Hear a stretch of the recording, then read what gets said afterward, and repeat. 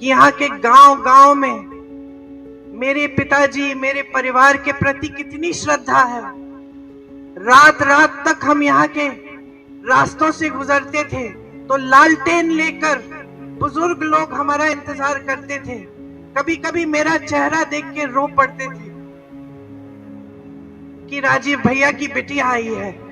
मैं समझी कि जनता की श्रद्धा का क्या मतलब होता है, कि उसका आदर करना चाहिए।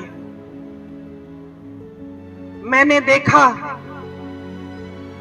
कि किस तरह से मेरी माताजी जब आई कैंप में जाकर बच्चों की आंखों में बूंद डालती थी, दवाई डालती थी, तो किस तरह से उनकी माताएं खुश होती थी।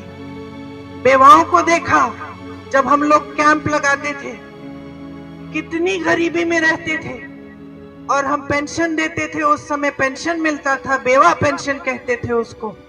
मैं समझी कि कितना संघर्ष था आपके जीवन में और कैसा रिश्ता था आपके बीच, मेरे परिवार के बीच, कि ये राजनीतिक रिश्ता नहीं था, एक प्रेम का रिश्ता था, श्रद्धा का रिश्ता था, सत्य का रिश्ता था। फिर भाई यहाँ आए, उनका भी चुनाव लड़वाया, सांसद बने, आपके लिए खूब काम किए, जहां जहां विकास ला पाए विकास लाए। लेकिन उसके बाद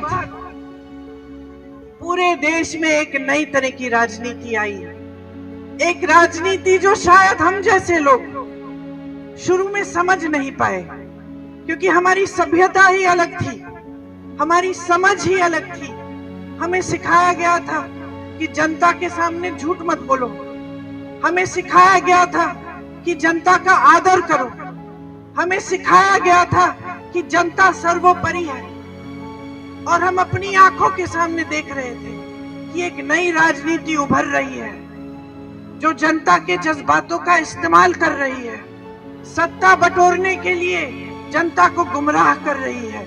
यहाँ अमेठी में आए ये लोग क्या समझेंगे, स्मृति जी क्या समझेंगी?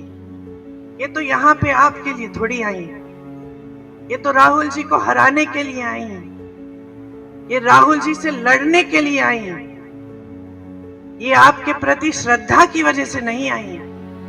वो कैसे समझेंगी ये रिश्ता?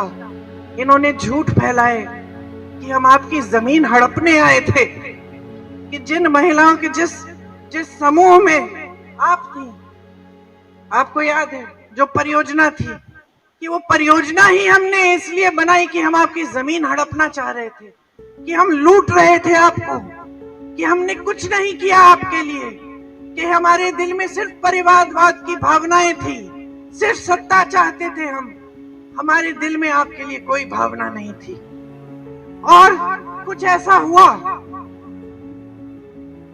कि इन बातों से आप थोड़ा सा बहक गए, कुछ लोग बहके, कुछ लोग दृढ़ रहे।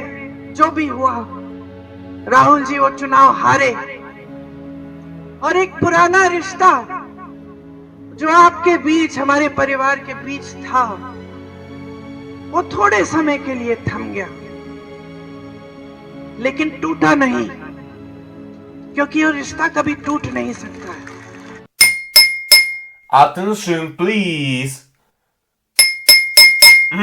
Attention please.